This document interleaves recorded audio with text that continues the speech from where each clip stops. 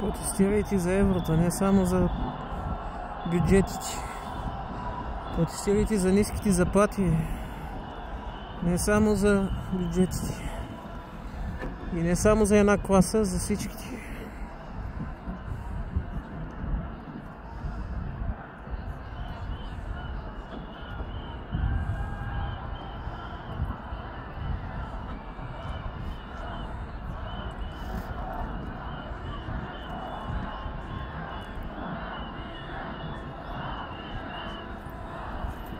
Това са те.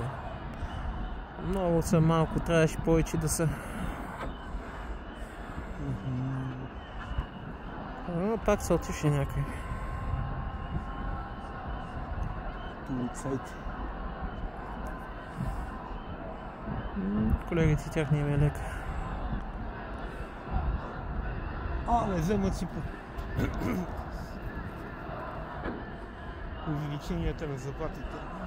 Да, ама никой не протестира за ниските доходи и високите цени.